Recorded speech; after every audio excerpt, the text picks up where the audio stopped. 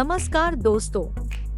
आपका स्वागत है योगेश महाजन लीगल चैनल पर। योगेश महाजन लीगल चैनल पर हम आपको प्रस्तुत करेंगे नवीनतम सुप्रीम कोर्ट के फैसलों और विभिन्न अन्य न्यायालयों के फैसलों पर और विधि ज्ञान को प्रसारित करने का प्रयास करेंगे। इस चैनल पर हम न्यायिक फैसलों के महत्व को समझाने और विधि समझौतों की युक्तियों को समझाने का प्रयास करते हैं।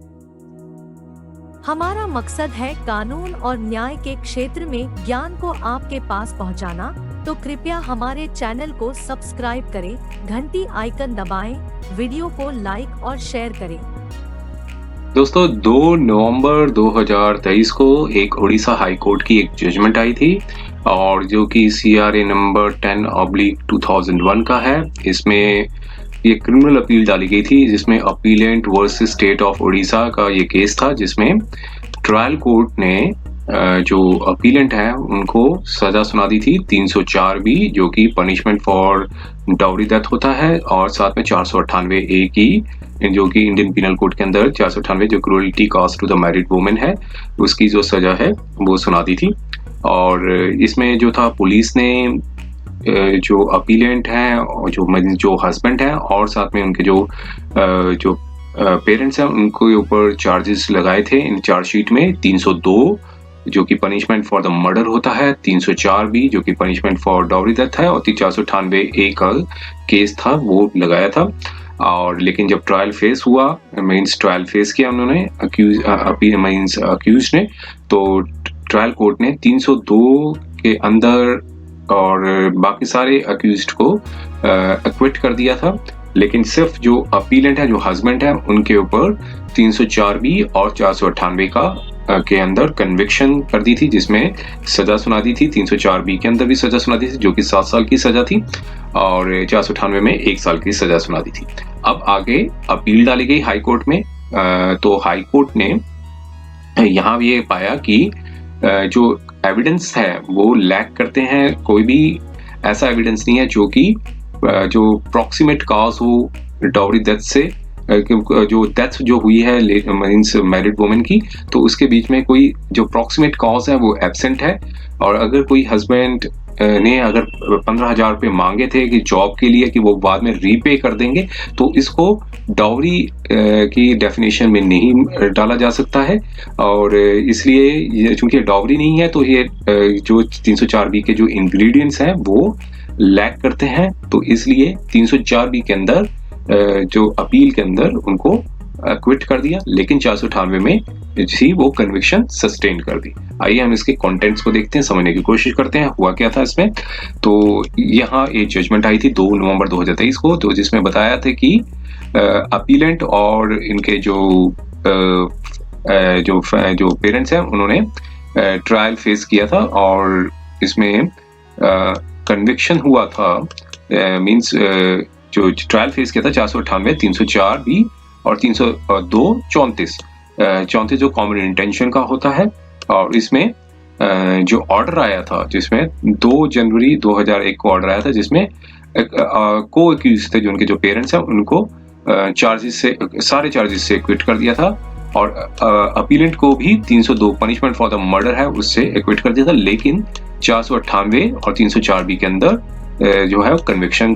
थी, अवार्ड कर दी थी, और सेंटेंस थी जिसमें 7 साल की सजा थी 304B के अंदर, और 1 साल की रिग्रेस इम्प्रिजनमेंट की सजा बताई थी, और सारी सजा साथ चलेंगी कॉन्करेंटली का बताया था। प्रोसिक्यूशन का केस ये था कि FIR थी वो PW6 प्रोसिक्यूशन विटनेस 6 हैं, उन्होंने लॉन्च की थी, और उन्होंने बताया था कि जो उनकी डॉटर है, मींस जो उनके फादर है, लड़की के जो फादर है, उन्होंने FIR लॉन्च की थी। तो उन्होंने बताया कि जो उनकी जो डॉटर है,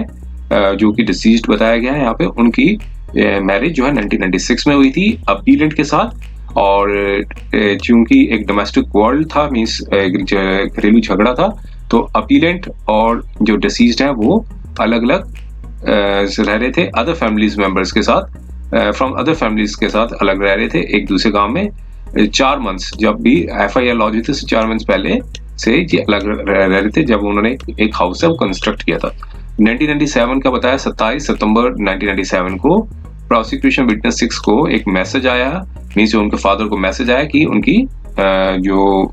डॉटर है उनकी डेथ हो गई है, और प्रोसिक्यूशन विटनेस 6 और उनके जो ब्रदर है उस गांव में आए और पाया कि जो डिसीज्ड है मींस उनकी बेटी जो है वो डेड मृत अवस्था में घर में पड़ी हुई है और अपीलेंट उनके साइड पे बैठे हुए हैं। जब प्रोसिक्यूशन विटनेस 6 ने मींस इन्फॉर्मेंट ने पूछा कि क्या किस कारणों से जो डेथ हुई है, तो उन्होंने बताया कि जो डिसीज्ड ने मींस उनकी बेटी ने पॉइजन है, जहर है, वो कंज्यूम कर लिया, उसकी वजह से उनकी डेथ हुई है। और तब लेकिन प्रोसिक्यूशन विटनेस 6 जो उनके जो फादर हैं उन्होंने सस्पेक्ट किया कि अपीलेंट मींस उनके हस्बैंड ने ही मार दिया है और असॉल्ट करने के बाद मार दिया है। और इसके बाद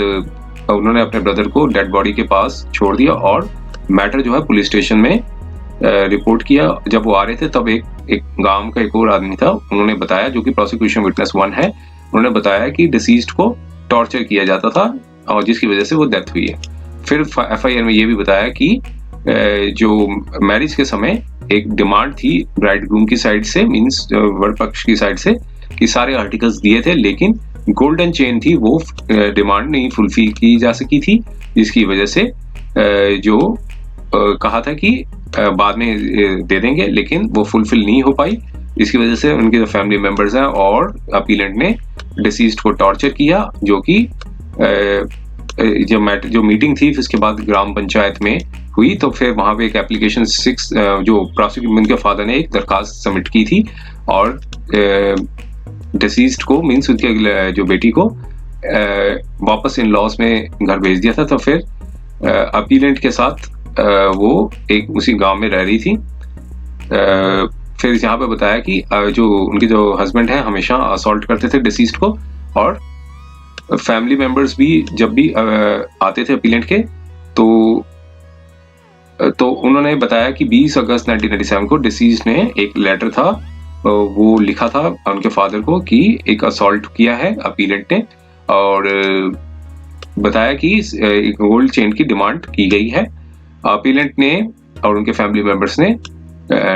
डिसीज्ड को क्रूरटी की, हरासमेंट की, जिसकी वो टॉर्चर को बेयर नहीं कर पाई और इसकी वजह से उन्होंने पॉइजन कंज्यूम कर लिया।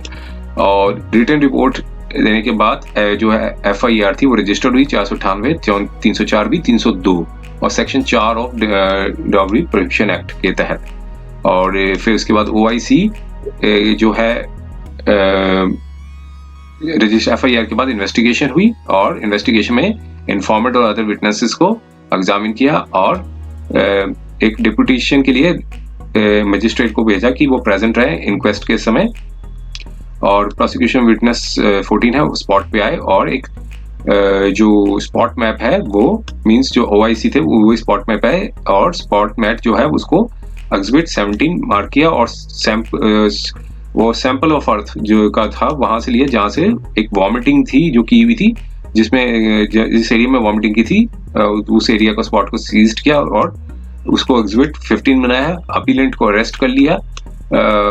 28 सितंबर 1997 में और प्रोसिक्यूशन विटनेस ने एक और 14 ने एक और लेटर जो लिखा था डिसीज ने अपने फादर को लिखा था जिसकी तारीख थी 20 अगस्त 1997 और लिस्ट ऑफ आर्टिकल्स जो दिए गए थे मैरिज के दौरान, और एक पंचायत पत्र था ऑफ जो ग्राम पंचायत का वो भी उसके सीजर लिस्ट में डाला गया एग्जिबिट 13, और डाउरी आर्टिकल्स जो थे वो भी सीज्ड किए घर से अपीलेंट से, उसे बनाया गया एग्जिबिट 11। और फिर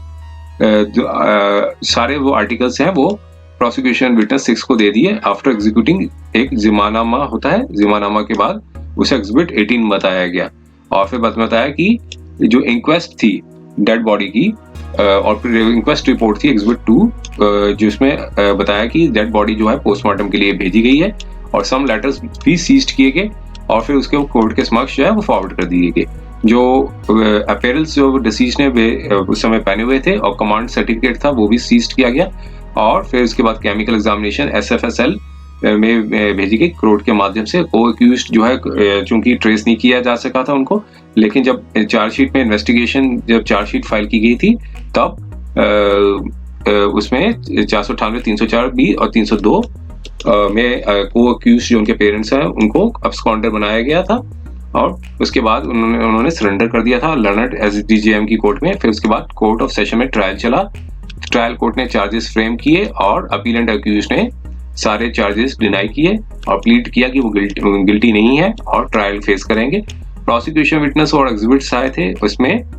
14 विटनेस थे प्रोसिक्यूशन ने वो एग्जामिन किए थे और सारे विटनेसेस के बारे में पूरा बताया। अब हम लीगल एस्पेक्ट पे चलते हैं, क्या था इसमें। सारे विटनेसेस एग्जामिन करने के बाद ट्रायल कोर्ट ने क्या फैसला दिया, हम उस पर चलते हैं। डिफेंस क्लीयरिंग पर फाइंडिंग कोर्ट क्या थी? फाइंडिंग कोर्ट ये थी कि ओरल डॉक्यूमेंट्री एविडेंस के देने के बाद जो एविडेंस ऑफ डॉक्टर था और पोस्टमार्टम की जो रिपोर्ट थी, वहां से साबित होता था कि जो डेथ हुई थी वो अंडर नॉर्मल सर्कमस्टांसिस में नहीं हुई थी, लेकिन 7 साल के अंदर भी हुई थी। तो नॉर्मल सर्कमस्टांसिस में डेथ नहीं हुई थी और 7 साल के अंदर मैरिज हुई थी। और ये भी पाया कि मृत्यु से पहले उनको एक तरह की क्रूरटी और हरासमेंट दी गई थी अपीलेंट द्वारा, और उसके बाद ट्रायल कोर्ट ने गिल्टी पाया 498 304B के अंदर, लेकिन एक्विट कर दिया 302 के अंदर। अब इसके बाद कंटेंशंस थी पार्टीज ने अपनी अपनी कंटेंशंस रखी और इसके बाद अब यहाँ पर दोनों पार्टीज ने अपनी अपनी अपील में अपनी कंटेंशन रखी और फिर अब यहाँ पर कोर्ट ने दोनों पार्टी सुनने के बाद ये देखा कि क्या इंग्रेडिएंट्स हैं 304B के वो फुलफिल हुए हैं कि नहीं हुए। तो यहाँ ये बताया कि कोई डिस्प्यूट, इस बारे में कोई डिस्प्यूट नहीं था कि 304B को जब प्रूव करने के लिए 4 इंग्रेडिएंट्स की जो रिक्वायरमेंट होती है। पहला कि जो डेथ है वो 7 साल ऑफ द मैरिज के अंदर हुई हो और जो डेथ जो है अंडर नॉर्मल सर्कमस्टांसिस में नहीं होनी चाहिए और जो डेथ से पहले एक प्रकार की क्रूरटी और हरासमेंट दी गई हो और फिर उसके बाद जो क्रूरटी और हरासमेंट जो है वो in connection with the demand of dowry के साथ हो। और section 113B Indian evidence act क्या कहता है, वो बताया कि जो presumption as to the dowry demand, वो सेक्शन के इंग्रेडिएंट्स लिखे थे और बताया कि जो प्रिजम्पशन जो है डाउरी डेथ की जो बताया गया है 113B एविडेंस एक्ट के अंदर, वो एक्टिवेट तभी होती है जब जो प्रूफ ऑफ द फैक्ट है कि डिसीज जो वुमन को एक क्रूरटी या हरासमेंट है वो दी गई हो, जो भी in connection with any demand of dowry हो बाय या तो उनके हस्बैंड या फिर इन लॉज द्वारा, और जो कि रिजनेबल हो, जिसकी वजह से डेथ का जो कारण बना हुआ हो। इन सब इंग्रेडिएंट्स को व्यू में रखते हुए अब प्रोसिक्यूशन केस को एनालाइज किया जाए तो ये पाया जाता है कि जो मैरिज थी वो सॉल्मलाइज्ड हुई थी अपीलेंट के साथ, मींस हस्बैंड के साथ 1996 में, और जो डेथ है 1997 में हुई थी। तो एक रिक्वायरमेंट जो है 304B की वो पूरी हो रही है, जो कि बताती है कि जो डेथ है वो 7 साल of marriage, 7 years of marriage के अंदर हुई हो। तो ये पहली कंडीशन सेटिस्फाइड होती है। एविडेंस जो डॉक्टर द्वारा पीर जो प्रोसिक्यूशन विटनेस 13 है जिन्होंने क्रॉस एग्जामिनेशन जिन्होंने पोस्टमार्टम एग्जामिनेशन किया था डेड बॉडी का 28 सितंबर 1997 में, उन्होंने बताया कि मल्टीपल क्रेसेंट मार्क्स थे और कर्व लाइन थी और साथ में ये मेडिकल टर्म्स बताए हैं, left angle of the mandible और मल्टीपल अब्रेशंस थे नेक पे, on the nap of the neck, और एक कंट्यूजन था मींस लैरिंग्स गले के अंदर, और कोई एक फ्रैक्चर थी हार्ड बोन जो गले के अंदर पाई जाती है, और एक फ्रैक्चर था लेरेंजियल कार्टिलेजेस, ये गले के अंदर जो कार्टिलेजेस होते हैं लैरिंग्स के अंदर वो, और मल्टीपल अब्रेशंस थी और medial aspect of the left thigh and injuries, तो जो कि anti mortem in nature, means मृत्यु से पहले के पाए गए थे, मींस मृत्यु होने से पहले सारी ये इंजरीज थी। तो यहाँ पर बताया कि जो डेथ जो हुई है वो एस्फिक्सिया मींस गला घुटना मींस सांस मींस जो हवा की जो ब्रेन में नहीं जाती उसे एस्फिक्सिया कहते हैं, जिसकी वजह से कंप्रेशन ऑफ एयर पैसेज था वो थ्रोट में था, और एक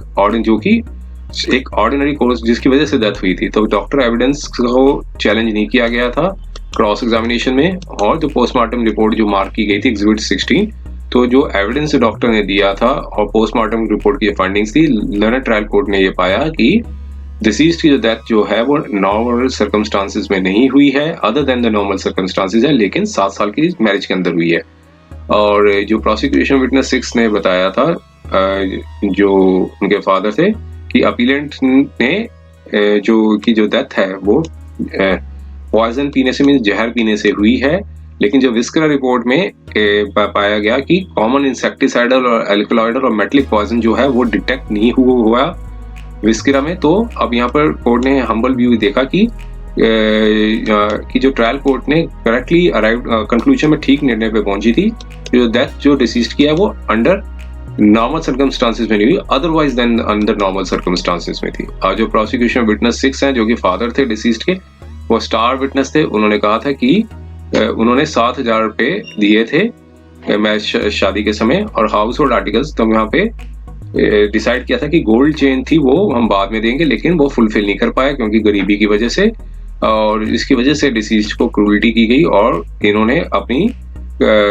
बताया था, कंप्लेंट में भी बताया था कि इन लॉस की वजह से दी गई थी, क्रूरल्टी हुई थी। तो यहाँ पर इस तरह ये बताया कि ये डिस्प्यूट हुआ था, फिर एप्लीकेशन सबमिट की गई थी ग्राम पंचायत में, तो ग्राम पंचायत में ये डिस्प्यूट सेटल हो गया था। तो उसमें बताया गया था कि अपीलेंट जो है वो इल ट्रीट नहीं करेंगे डिसीज्ड को, और एग्रीमेंट जो है वो रिटर्न था ऑफ 4 मंथ्स पहले, डिसीज्ड की डेथ से 4 मंथ पहले लिखा गया था। और इसके बाद अपीलेंट और डिसीज्ड है और उसी एक गांव का नाम बताया, वहां रह रहे थे। और प्रोसिक्यूशन विटनेस 6 है, उन्होंने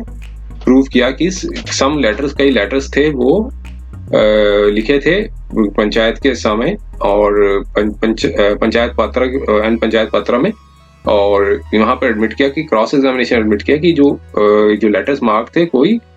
उसमें ये मेंशन किया गया था कि किसी प्रकार की डिमांड ऑफ गोल्ड चेन नहीं है। क्रॉस एग्जामिनेशन में यहाँ पर उन्होंने एडमिट किया कि गोल्ड चेन की जो डिमांड के बारे में नहीं लिखा था,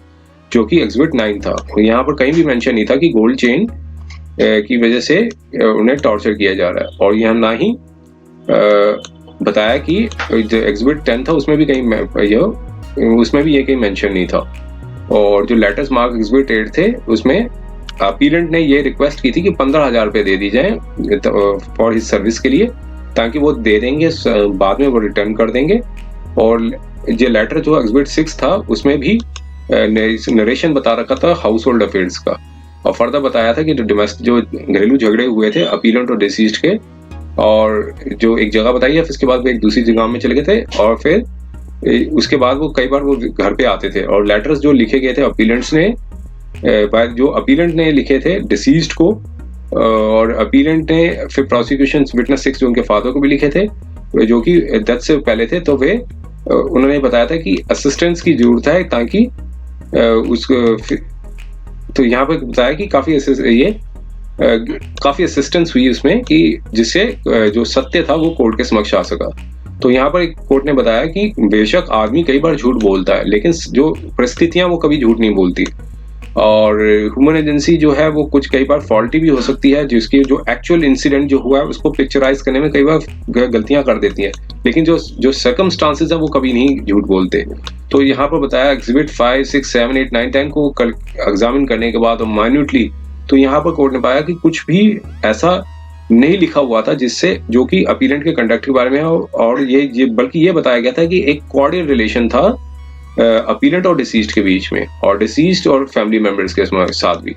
और अपीलेंट ने एक लेटर लिखा था एग्जिबिट 8 जो, और एग्जिबिट 5 में, कि उसमें ये बताया था कि डिसीज्ड को लिखा था कि 15,000 रुपए का इंतजाम कर दो अपने घर से, मीन्स ससुराल से, मीन्स लड़की वाले को कहा था कि मीन्स अपने डिसीज्ड को लिखा था, मीन्स वो अपने मायके से जो है वो अरेंज कर दें, मीन्स हस्बैंड का ससुराल हुआ, ताकि वो डोनेशन के तौर पे वो जॉब ले सकें, और ताकि वो बाद में वो रीपे कर देंगे, कुछ समय के बाद वो इसको वापस रिटर्न कर देंगे। अब कोर्ट ने कुछ जो जजमेंट्स थी सुप्रीम कोर्ट की उसको भी कोर्ट किया, जो कि Appa Sahib versus state of Maharashtra another थी, जो कि 2007 की थी, सुप्रीम कोर्ट केस नंबर 721, जिसमें ऑनरेबल सुप्रीम कोर्ट ने कहा था कि जो डिमांड ऑफ मनी जो है, कुछ फाइनेंशियल कोई आपदा आती है, तो उसमें कुछ अर्जेंट डोमेस्टिक एक्सपेंसेस या फिर कुछ मैन्यूर, कोई खाद लेने के लिए भी कोई पैसे मांगे हो, तो इसको डाउरी डिमांड ऑफ डाउरी की डेफिनेशन में नहीं गिना जा सकता है। और Vipin Jaiswal versus state of AP Andhra Pradesh की भी एक जजमेंट थी, उसमें बताया था, उसमें भी यही चीज रिटायरेट किया था कि 50,000 रुपए मांगे थे उसमें, उस केस में हस्बैंड ने, और अपीलेंट ने कहा था कि वो एक 50,000 रुपए दे, ताकि वो एक कंप्यूटर का एक बिजनेस है वो स्टार्ट करना चाहते हैं, और शादी के 6 महीने के बाद मांगे थे। तो ये कहा था ये कनेक्शन नहीं है, मैरिज के कनेक्शन में नहीं था, तो इसलिए डाउरी डिमांड की डेफिनेशन में नहीं आएगा। तो अब यहाँ पे बताया कि इस केस में भी जो मनी मांगे थे, पैसे मांगे थे कि पैसे अरेंज कर दो ताकि वो जॉब कर सकें, तो वो भी शादी के समक्ष में नहीं, मतलब शादी के समय नहीं मांगे गए थे। तो यहाँ पर साथ में ये एश्योरेंस भी दी थी अपीलेंट ने कि वो पैसे वापस भी कर देंगे। तो कोई भी रिकॉर्ड में नहीं निकला कि दोनों लेटर्स जो एग्जिबिट 5 और 8 जो लिखे गए थे, तो कोर्ट ने अपने ह्यूमन व्यू से बताया कि जो मनी जो है ने अपीलेंट ने मांगा था कि वो जॉब के लिए मांगा था, तो इसलिए वो डेफिनेशन की डाउरी की डेफिनेशन में नहीं आएगा। जो section 2 of dowry prohibition act के अंदर जो डाउरी की डेफिनेशन बताई गई है, उसकी डेफिनेशन को ये की परिभाषा के अंदर नहीं आएगा। एग्जिबिट 4 जो था लेटर था जो एड्रेस किया गया था एग्जिबिट जो कि उसके फादर को डिसीज द्वारा, तो वहां मेंशन किया था कि किस तरह से टॉर्चर किया जाता है कि वो गांव मतलब जो जब भी अपीलेंट घर गांव मतलब काम पे जाते हैं खेतों में और फॉल्स एलिगेशन लगाई थी कि सेलिंग ऑफ राइस है और कोई मेडिसिन जो है वो नहीं प्रोवाइड की जाती, जब कुछ अपनी पर्सनल बातें लिखी हुई हैं उसमें। और यहाँ पर यही बताया कि टॉर्चर किया जाता है in demand of gold chain. तो यहाँ पर कोर्ट ने कहा कि कहीं भी मेंशन नहीं किया था कि उन्हें किसी प्रकार का टॉर्चर किया जाता है कि गोल्ड चेन नहीं दी है इसलिए उसको टॉर्चर किया जा रहा है, तो जो कि मैरिज के समय मांगी गई थी। और या फिर 15,000 रुपए का कि जहाँ की टॉर्चर के बारे में ये 15,000 रुपए मांगे जा रहे हैं, इसका भी कहीं मेंशन नहीं किया था कि उन्हें जॉब मिल जाएगी तो फिर बाद में वो रिफंड कर देंगे, तो ऐसा कहीं भी कोर्ट ने कहा कि मेंशन नहीं किया। और प्रोसिक्यूशन विटनेस 10 जो कि सिस्टर इन लॉ थी डिसीज्ड की, उन्होंने बताया कि हस्बैंड के हाउस से वो घर आती हैं और कहती हैं कि जो गोल्ड चेन नहीं दी गई है तो इसकी वजह से टॉर्चर किया जाता है। और डिफेंस काउंसिल ने भी जो इसको जब कन्फ्रंट किया डिफेंस काउंसिल ने, तो उन्होंने खुद एडमिट किया कि जब 161 के अंदर सीआरपीसी के अंदर जब स्टेटमेंट ली गई थी पुलिस द्वारा, तब भी ऐसा ही गोल्ड चेन का जो बारे में कहीं भी मेंशन नहीं किया था उन्होंने। और प्रोसिक्यूशन विटनेस 1 थे, उन्होंने बताया था कि उन्हें मतलब जो कि डिसीज ने बता रहा था कि पंच के सामने कि उन्हें असॉल्ट किया जाता है और कि गोल्ड नेकलेस नहीं लाए फादर के घर से। लेकिन जो डिफेंस काउंसिल से जब कन्फ्रंट किया, जो उनकी जो प्रीवियस स्टेटमेंट जो दी गई थी पुलिस के समय, तो यह प्रूफ हुआ कि ये बातें उन्होंने पुलिस के समक्ष नहीं बताई हैं। तो मीन्स ये अब इनकंसिस्टेंसी हुई इस स्टेटमेंट की। तो यहाँ पर कोर्ट ने पाया कि क्लिंचिंग एविडेंस जो है वो लैक करते हैं और डिमांड ऑफ गोल्ड चेन जो मांगी गई थी ब्राइडग्रूम से, सिंस की डिमांड फुलफिल नहीं की जा रही है तो वो कनेक्शन नहीं है डिमांड डाउरी से। क्योंकि यहाँ पर कोर्ट ने बताया सून बिफोर जो है सेक्शन 304B के अंदर वो एक रिलेटिव टर्म है, उसको इमीडिएट बिफोर के साथ नहीं किया जा सकता, तो उसका एक प्रॉक्सिमेट लिंक होना जरूरी है जो भी डिमांड ऑफ डाउरी दी जाती है और डेथ के साथ, डिमांड ऑफ डाउरी और डेथ के साथ प्रॉक्सिमेट लिंक होना जरूरी है। टाइम लैग जो है वो डिफर कर सकता है केस टू केस, लेकिन यहाँ पर जो अलेज्ड इंसिडेंट था वो काफी रिमोट इन टाइम था और कोई एक इस तरह का वो it has become stale not to disturb the mental equilibrium of the woman concerned. तो यहाँ पर बताया कि डिमांड ऑफ डाउरी जो है वो कॉन्टिन्यूस कॉज ऑफ डेथ होना चाहिए। क्रूल्टी कई तरह की हो सकती है, मेंटल भी और फिजिकल भी, और इस केस में क्रूल्टी जो है और रिलेटिव हरासमेंट और उसका हर इंस्टेंस जो क्रूल्टी का होता है और रिलेटेड हरासमेंट का कई अलग अलग तरीके से इम्पैक्ट पड़ता है वुमेन के माइंड में। तो यहाँ पर कोर्ट ने कहा क्लिंचिंग एविडेंस नहीं है, तो यहाँ पर 304B से क्विट कर दिया, लेकिन 498 के अंदर यहाँ पर कन्विक्शन कर दिया, क्योंकि यहाँ ये बताया कि जो लेटर था एग्जिबिट 4 जो कि डेथ से एक हफ्ता पहले लिखा था, उसमें क्लियरली बताया था कि क्रूल्टी की जा रही है डिसीज्ड के ऊपर। तो अब डेफिनेशन 498 की थी वो यहाँ पर रिप्रोड्यूस की। अब यहाँ पर बताया कि जो कॉन्सेप्ट ऑफ क्रूल्टी है वो वेरीज करता है इंडिविजुअल टू इंडिविजुअल और डिपेंड करता है सोशल इकोनॉमिक स्टेटस जिससे पर्सन बिलोंग करते हैं। तो ये हमेशा जरूरी नहीं है वो फिजिकल टाइप की हो, उसको मेंटल क्रूल्टी और एबनॉर्मल बिहेवियर भी क्रूल्टी बनाता है जो हरासमेंट होता है, जो कि इन गिवन केस में। तो यहाँ पर कोर्ट ने कहा कि ऑरल और डॉक्यूमेंट्री एविडेंस देखने के बाद जो कंटेंट्स थे लेटर के एग्जिबिट 4 के, तो ये कोर्ट ने कहा कि स्क्वेयरली कवर्स होता है एक्सप्लेनेशन ए के अंदर 498 का। तो इसलिए लर्न ट्रायल कोर्ट ने यहाँ करेक्टली पाया कि 498 के अंदर ये केस बनता है, तो सेंटेंस पास थी उसे जस्टिफाइड किया गया यहाँ पे, तो इसलिए अपील को अलाउ कर दिया, पार्शली अलाउ किया और 304B के अंदर यहाँ पर सेटिसाइड कर दी थी, लेकिन कन्विक्शन थी अपीलेंट की 498 के अंदर उसको कंफर्म कर दिया और सेंटेंस जो ऑफर्ड की थी ट्रायल कोर्ट ने उसको 498 की उसको कंफर्म कर दिया। और अब यहाँ बताया कि appellate was taken into judicial custody में ले लिया गया था 1997 में 20 अगस्त 1997। तो उन्हें डायरेक्शन दी थी कि बेल पे रिलीज करने के लिए 17/6/1998 में जब प्रोनाउंसमेंट ऑफ जजमेंट हुई थी। After the pronouncement of judgement तो ऑलरेडी वो फिर से उनको जुडिशियल कस्टडी में 2001 में ले लिया गया था, फिर रिलीज कर दिया था 11/7/2001 में। तो ऑलरेडी उन्होंने 1 साल से ज्यादा की मींस ऑलरेडी जो है 1 साल की जो सजा है वो काट ली है। तो अपीलेंट इसलिए अपीलेंट को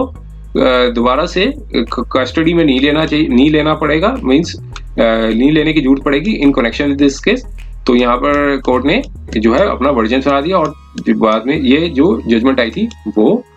2 नवंबर 2023 की थी। उम्मीद है कि यह वीडियो आपको पसंद आया होगा। अगर आपने अभी तक हमारे चैनल को सब्सक्राइब नहीं किया है तो कृपया इसे सब्सक्राइब कर ले और बेल आइकन दबाकर नोटिफिकेशन प्राप्त करें ताकि आप हमारे नए वीडियो से अपडेट रह सकें। अगर आपको यह वीडियो पसंद आया हो तो कृपया लाइक करें और अपने दोस्तों के साथ शेयर करें। हमारे चैनल पर आपको न्यायिक मुद्दों, कानूनी सलाह और कानूनी अपडेट्स के बारे में नवाचारिक और महत्वपूर्ण जानकारी मिलेगी। हमारे साथ बने रहें क्योंकि योगेश महाजन लीगल आपके कानूनी सवालों का सहायक है।